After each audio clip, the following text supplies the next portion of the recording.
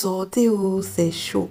Nathalie Coa s'est finalement mariée en Italie, dans la ville qu'on appelle Venise. Tout le monde aimerait savoir en ce moment qui est l'homme qu'elle a épousé, quel est l'heureux élu de son cœur et surtout quelles sont les raisons qui nous poussent ici de parler de mariage. Avant d'entrer cependant dans les détails croustillants de cette affaire, j'aimerais te dire à toi qui passes ici pour la première fois, n'hésite pas de t'abonner, de laisser un petit pouce bleu, de partager la vidéo si elle te plaît et aussi de donner ton avis en commentaire. Ici, on ne juge pas, tout peut être dit, l'essentiel est que ceci soit fait dans la politesse. Je disais tantôt que Nathalie Coa s'est mariée il y a quelques jours à Venise en Italie dans l'anonymat total, c'est-à-dire sans faire de bruit et dans le silence absolu. Ça se voit bien qu'elle a tiré des leçons du mariage de sa consoeur Coco Emilia pour lequel ceci a fait un tollé sur la toile. Tout le monde était au courant, c'est passé sur des chaînes de télévision. Voilà pourquoi aujourd'hui, quand ça a tchakap, quand ça a ham entre elle et son époux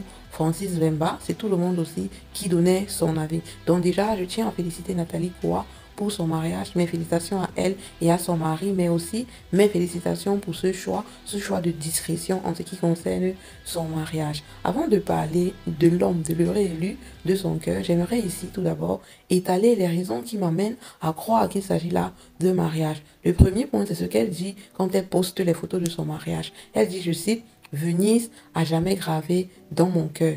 Pour ceux qui ne savent pas, Venise est une ville de l'Italie qui a toujours été considérée comme l'une des villes les plus romantiques au monde. Une ville qui symbolise l'amour, donc beaucoup de gens y vont en amoureux pour passer des vacances, pour une lune de miel ou encore pour célébrer leur mariage, comme ça a été le cas pour Nathalie Coa et son mari. Le deuxième point qui m'a interpellée est représenté par un ensemble de choses, dont la bague de mariage, le vêtement blanc, c'est-à-dire cette jolie robe qui me semble être mini à travers ce que je vois sur les photos, pas très longue de toutes les façons, peut-être jusqu'au genou, mais très belle, très simple, et le bouquet de fleurs qui accompagnait ces éléments. Cet ensemble de choses est très régulièrement associé, presque toujours même associé à une célébration de mariage. Le troisième et le dernier point qui m'interpelle ici est la musique de fond sonore qu'elle a mis dans l'une de ses vidéos, celle dans laquelle elle dit au revoir à Venise. Je vous laisse écouter et je vous fais la traduction.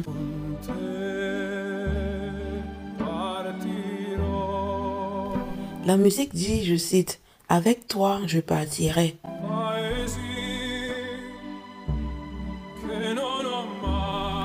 Dans des pays que je n'ai jamais vu et vécu avec toi. Donc la musique en fond sonore, en tout cas, petit extrait dit, j'irai avec toi dans des pays que je n'ai jamais vu et encore moins visité ou vécu avec toi. Ce qui nous ramène une fois de plus au romantisme, à l'amour. Et qui dit amour peut parler de mariage. Surtout si on a plusieurs autres éléments associés à ceci, comme ceux que j'ai cités précédemment dans la vidéo. À présent, nous allons passer à la fatidique question, celle de savoir qui est l'heureux élu, quel est l'homme que Nathalie Coa a choisi pour son cœur. Je vais poster sa photo et son nom dans la vidéo, à vous de prendre la peine de le lire. Il s'agirait donc d'un député congolais, encore un congolais, comme celui de Coco Emilia. J'espère que ça ne va pas finir mal, parce que franchement, qu'est-ce que vous avez même avec les Congolais? Moi, je n'ai rien contre eux, mais quelle coïncidence que toutes nos influenceuses finissent par tomber dans les draps des Congolais. Donc, comme je disais, il s'agit d'un député congolais avec lequel elle est fiancée il y a de cela plusieurs mois.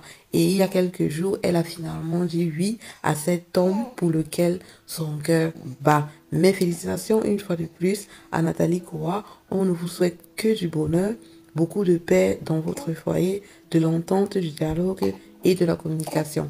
C'était tout pour cette vidéo. N'hésitez pas de donner vos avis dans les commentaires et à très bientôt pour une nouvelle chronique de motivation. Ciao, ciao!